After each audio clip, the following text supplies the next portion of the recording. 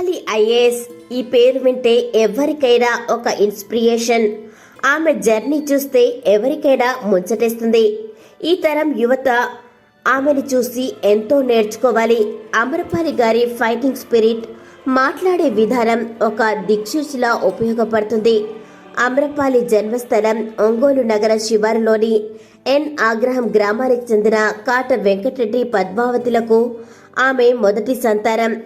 అగ్రహారంలో పుట్టి పెరిగింది. విశాఖపట్నంలో ఉన్నత చదువులు చదివారు అమ్రపాలి.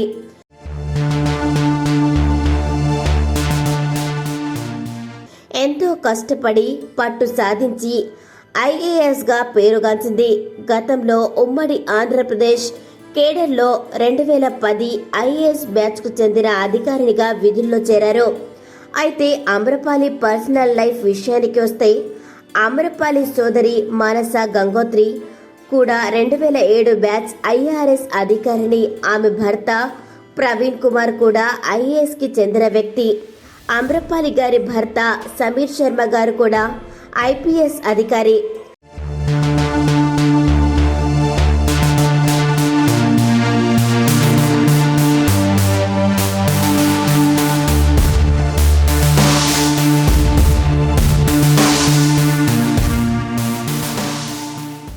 రాష్ట్ర విభజన జరిగిన తర్వాత తెలంగాణలో కలెక్టర్గా విధులు నిర్వర్తించారు.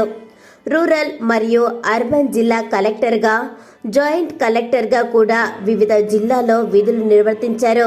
తెలంగాణ రాష్ట్ర ఎన్నికల కమిషన్లో జాయింట్ సీఈఓగా, భారతీయ జనతా పార్టీ కీలక నాయకుడు జి కిషన్ రెడ్డి గారి వద్ద ప్రైవేట్ సెక్రటరీగా కూడా విధులు నిర్వర్తించారు.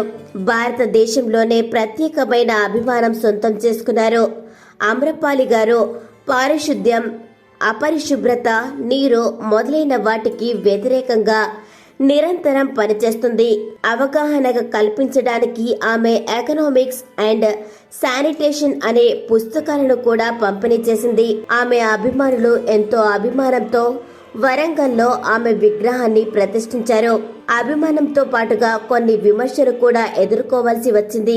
2018 రిపబ్లిక్ డే స్పీచ్ సందర్భంలో ఆమె నవ్వడం, కొన్ని తెలుగు అర్థాలకు తడబడడం, అలాగే ఓ అధికారిక కార్యక్రమాల్లో నవ్వినందుకు ఆమెపై తీవ్ర విమర్శలు వచ్చాయి. అమ్రపాలి ఒకానొక సందర్భంలో స్త్రీని ఉద్దేశించి మనసులోని మాటను బయటపెట్టారు. స్త్రీ జీవితం కొన్ని ఆచార సాంప్రదాయాల చుట్టూ పుట్టిన దగ్గర నుంచి చదువు, పెళ్లి, ఉద్యోగం ఇలా ఎన్నో విషయాల్లో కఠినమైన నిబంధనలు, ఆంక్షలు మధ్యన జీవిస్తున్నారు. ఈ ఆంక్షల కారణంగా ఏదో సాధించాలనే తపన ఉన్న అమ్మాయిలు ఇంటికే పరిమితం అవుతున్నారు. వారికి ఎంత మానసిక క్షోభకి గురయ్యే ఉంటారు అనేది ఆలోచింపజేశారు. భరించలేని బాధలను పంటి బిగువ అదిలు పెడుతున్నారు అమ్మాయిలు. ఇదంతా ఒక్క రోజుల్లో మార్చలేమని, మనకు మన వ్యక్తిగత స్థాయిలో మార్పును ఆహ్వానిస్తే గనక ఖచ్చితంగా ఆ రోజు రానే వస్తుంది. మహిళల జీవితాల్లో మరింత వెలుగు తీసుకుని రావాలి అనేది అమ్రపాలి గారు మనసులోని మాటని వెలుబుచ్చారు. ఓ కలెక్టర్గా నా దగ్గరకు ఎన్నో కేసెస్ వస్తుంటాయి. అవి చూసి నాకు కోపం వచ్చేది, చాలా బాధేసేది.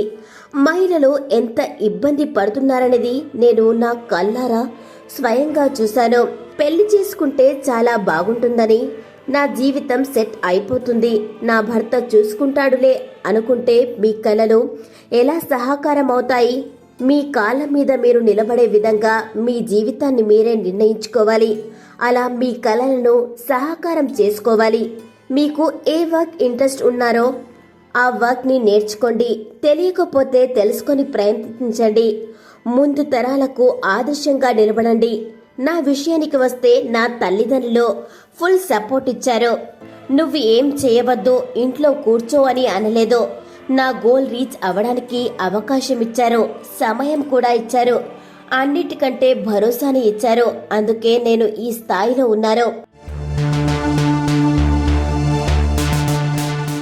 సామాజిక కట్టుబాట్లు, ఆచారాలకు అమ్మాయిలు లొంగి ఉండాలనేది ప్రత్యక్షంగా లేదా పరోక్షంగా సమాజం నేర్పుతుంది. దీంతో అమ్మాయిలు కూడా ఈ లైఫ్ స్టైల్కి అలవాటు పడిపోతారు. ఇది ఖచ్చితంగా మారాలి అని ఆమె అన్నారు. ఏది ఏమైనప్పటికీ అమ్రపాలి లాంటి డేరింగ్ అండ్ డాషింగ్ ఐఏఎస్ అధికారి గురించి తెలుసుకోవడం ఎంతో మంది యువతులకు స్ఫూర్తిదాయకం. మరిన్ని వీడియోస్ కోసం జీవీ న్యూస్ తెలుగు యూట్యూబ్ ఛానల్ని లైక్, షేర్ అండ్ సబ్స్క్రైబ్ చేయండి.